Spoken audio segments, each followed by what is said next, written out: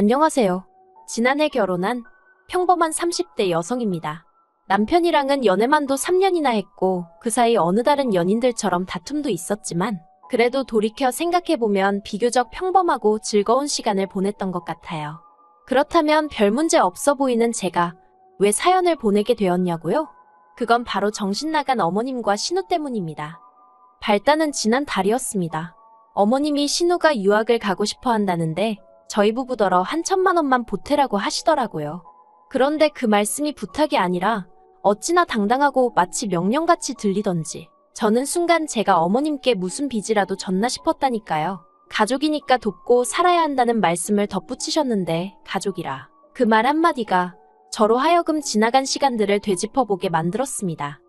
남편과는 결혼 전 약 반년 정도 동거를 했었어요.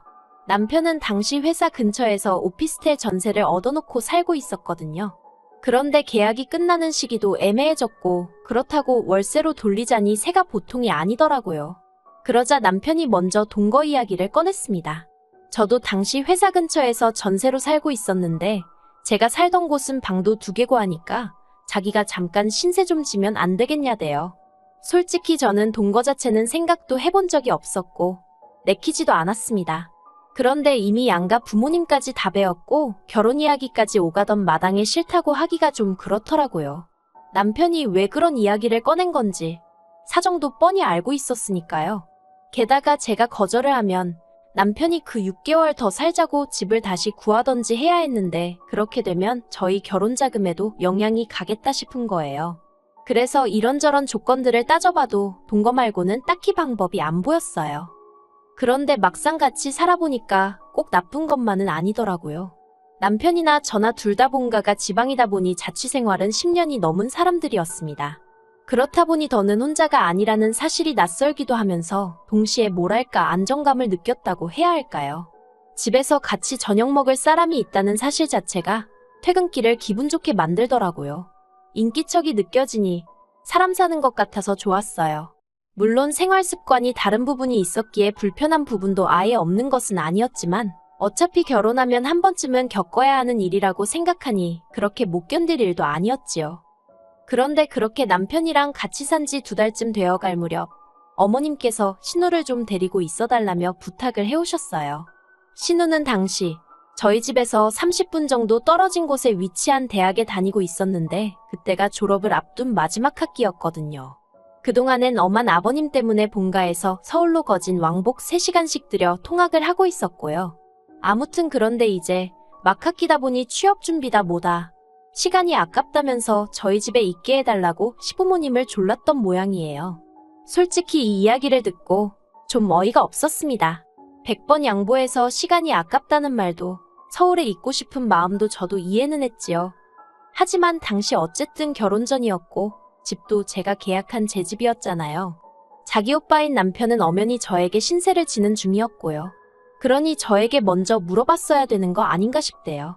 그리고 말이 좋아 부탁이지 결혼 앞둔 예비며느리인 제 입장에선 어머님의 말씀은 통보나 다름이 없었습니다.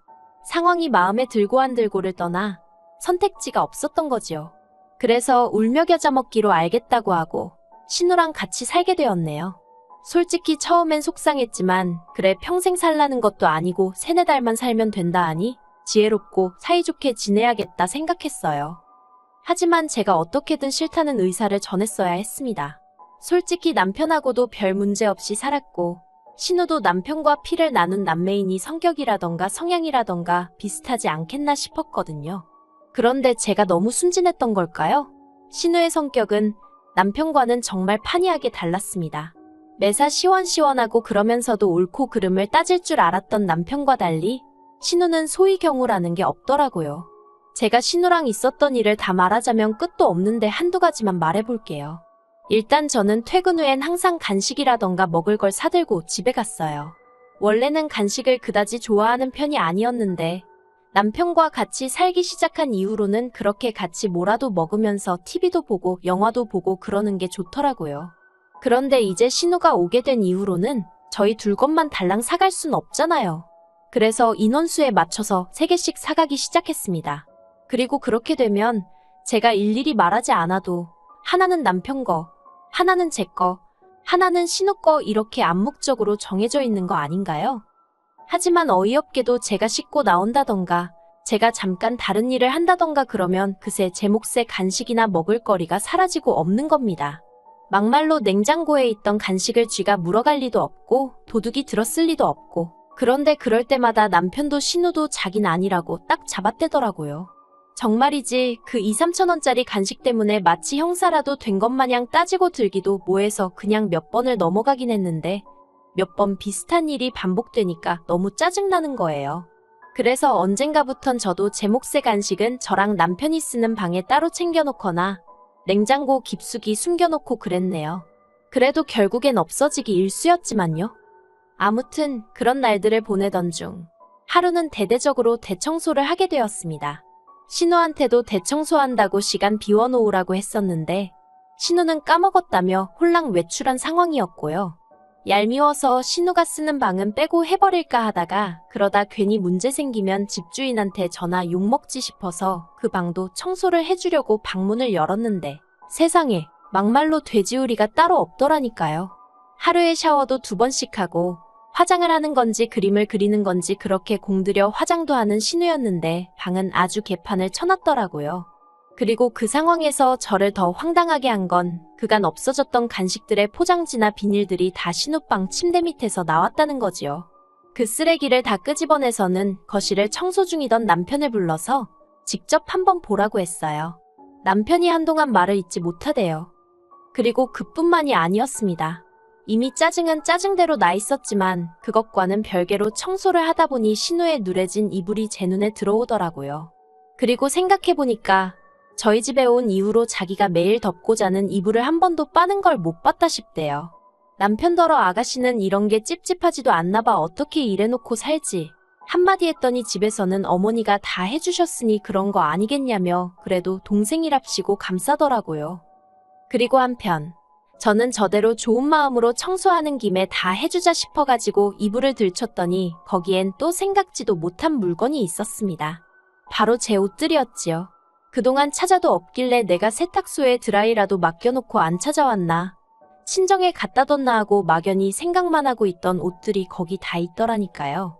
같이 이불을 끄집어내던 남편도 신우 침대 위에 아무렇게나 포개진 제 옷을 보더니 한숨을 푹 내쉬대요. 그리고는 잠시 저를 쳐다보더니 그대로 신우한테 전화를 하러 가더라고요. 저는 저대로 어이가 없어가지고 남편을 말려야겠다 뭐 그런 생각도 못했습니다. 그리고 1~2시간이나 지났을까? 신우가 집에 들어왔어요. 그런데 저는 솔직히 신우가 꽤나 기죽어서 들어오지 않을까 싶었거든요. 그런데 이게 웬걸. 자기가 뭘 잘했다고 아주 기세등등해서 들어오대요. 그리고는 저더러 한다는 말이 방주인도 없는데 방문을 열어보는 게 어딨냐면서 저더러 매너가 없다고 아주 발악을 하는 거예요. 방구 낀 놈이 성낸다고 해야 하나? 황당해서 제가 신우더러 아가씨는 할 말이 지금 그거밖에 없어요? 그동안 내 간식이랑 그런 거 아가씨가 다 갖다 먹은 거 맞죠? 그리고 남이 옷은 왜 이렇게 숨겨놨어요? 언제 와서 가져간 거예요? 하곤 다다다다 쏘아댔습니다. 신우가 당황을 한 건지 점점 목에 핏대를 세우더니 기껏 한다는 소리가 자긴 제가 무슨 말을 하는 건지 모르겠대요. 저더러 혹시 자길 쫓아내고 싶어서 제가 이런 상황을 꾸민 것 아니냐는 헛소리까지 하더라니까요. 아주 신우가 눈을 희번덕거리면서 달라드는데 쌍욕을 해줄 수도 없고 이걸 어떻게 하지 그러고 있었습니다. 그런데 그때였어요. 벼랑간짝하는 소리와 함께 남편이 신우 뺨을 때렸더라고요. 그러면서 지금 뭘 잘했다고 그러냐며 저한테 당장 사과부터 하라 했습니다. 하지만 신우는 사과 대신 벌개진 뺨을 부여잡고는 남편과 저더러 재수없다며 욕을 하곤 그대로 집을 나가버리대요. 그리고 이튿날 신우는 보란듯이 어머님과 함께 집에 들어왔어요. 밤새 걱정했기에 안심이 되면서도 동시에 어머님을 뭐 한다고 모시고 왔나 싶어서 솔직히 한심하더라고요. 일이 커질 것은 불보듯 뻔한 일이었으니까요.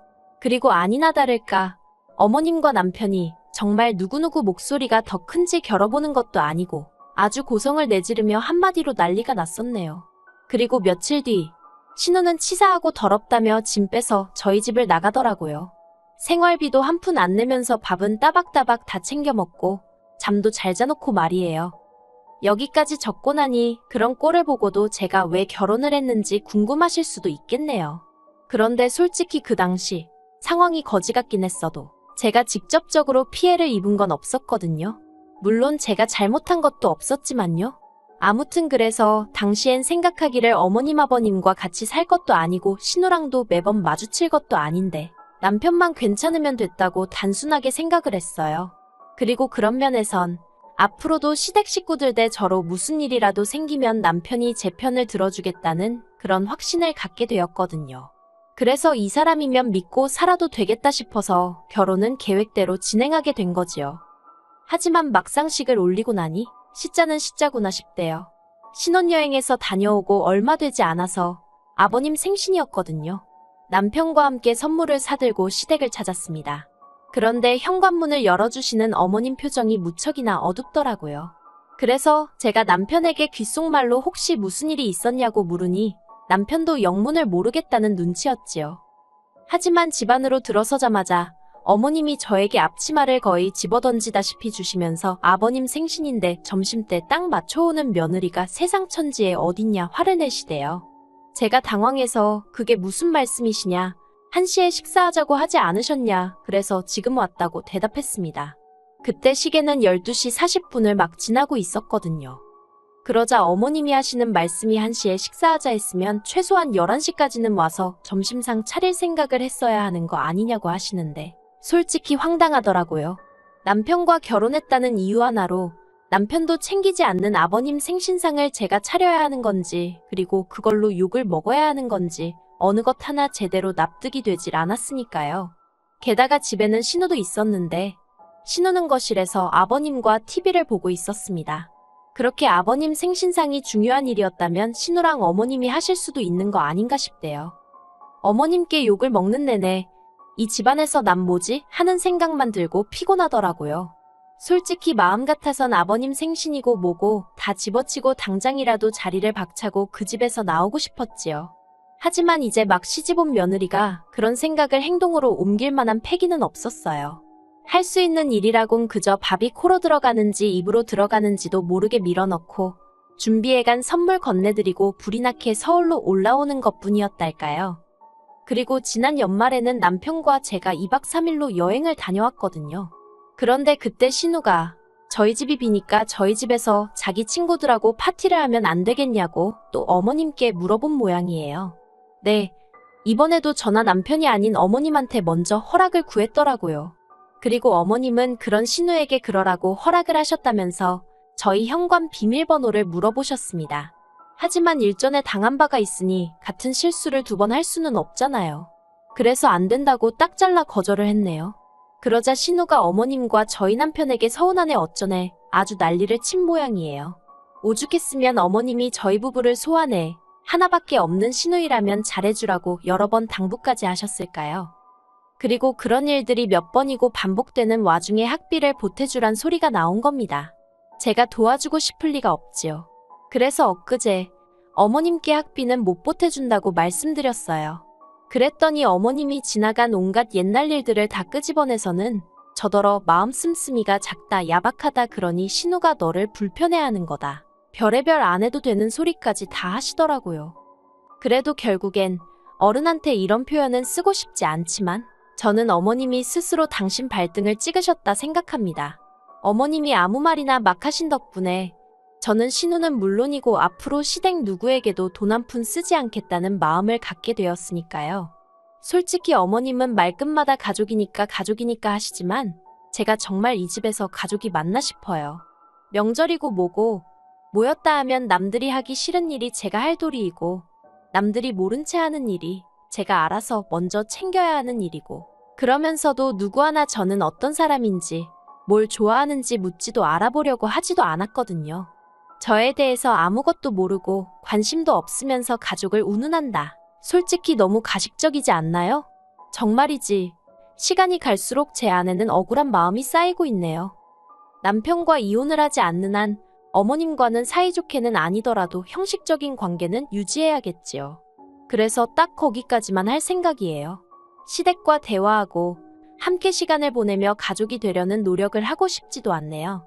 신혼의 초창기 때는 그래도 어떻게든 인정받고 싶은 욕심이라도 있었지만 만날 때마다 영혼이 털리는 마당에 이젠 인정 같은 거 안 받아도 되고 차라리 모른 채 해주셨으면 좋겠다 싶어요. 남편도 이런 상황을 잘 알고는 있지만 한다는 말이 자기가 달리 해줄 수 있는 것이 없다며 딱따구리 마냥 미안하단 소리만 합니다. 그런 남편을 탓하자는 건 아니에요.